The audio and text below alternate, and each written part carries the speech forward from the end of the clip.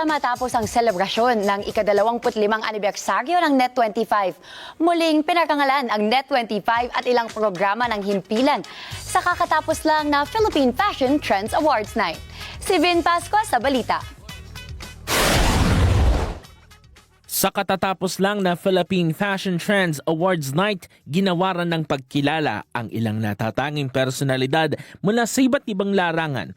Layon nito na kilalanin ng husay at ambag ng mga ito sa lipunan. I'm so much humbled that in Philippines they are really working hard to make sure that models succeed. Models make life out of modeling, runway and all that.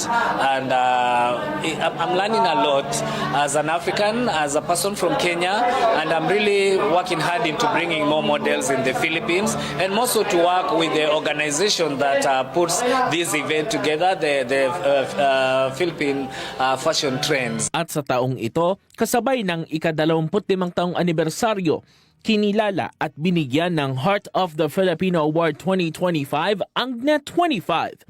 Ginawaran naman ang programang Mata ng Agila Primetime bilang Excellence in National Broadcasting and Trusted Voice of the Filipino Award 2025.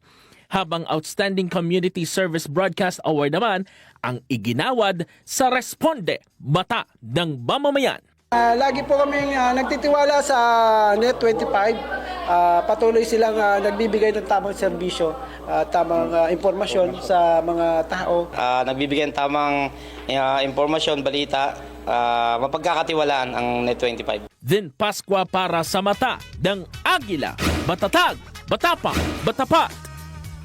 At yan ang hot stuff, basta mga balitang patok sa panlasa ng masa ay pasok, meron yan dito. Ako po si Gianna Llanes, balik sa inyo, Alex at Al. Kenny Malago. Yun. Uy, dami palang dumalo ha. 55,000. Grabe puno. Grabe Dumadagundong Yes, ang hanggang sa Philippine labas. Arena. Hanggang sa labas.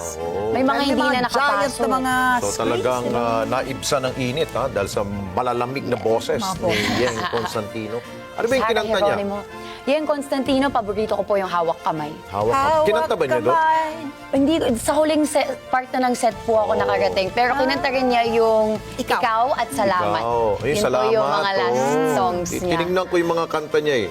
May Chinito, Chinito, kinanta Ako rin po Muna, Nax, nag-research. Ikaw, Lapit, Sa Salamat. playlist. Hamon ng Mundo, yung bago niya, 2023 yun. And of course, Sarah Geronimo. Fan, si Yeng, Sir ayos Al. ba tayo dyan, Yeng? Si Sarah Geronimo. Dapat pinakanta niyo yung asawa niya. Si Mateo. Si Mateo, pero Nag-duet hindi siya sila. kasali doon. Baka magbayad tayo ng talent fee doon. Oy, at nice natin magpasalamat para sa So, parangal na natanggap ng Mata ng Agila Prime Time. Ako, sa mga taong umaten. At sa kasalamat. Okay. Pero yun sa parangal po ng Fashion Thank you, Trends. thank you. Maraming salamat. And of course, parang Salamat. Alex, Oh, sa salamat. Responde. Salamat. Oo, Mata ng thank you so Agila much. at sa Responde. Salamat po. At yan po mga pangunahing balita sa ating bansa at sa ibang panig ng mundo para sa bago at patas na balita. Ito po ang Mata ng Agila Prime Time. Ako po si Ali Soto. Matatag na dadagitin po bawat impormasyon, matapang sa paghahanap ng katotohanan at matapat na magbabalita po sa inyo. Maraming salamat po sa inyo pong pagsubaybay. Ako po si Alex Santos. Magandang gabi, Pilipinas kong mahal.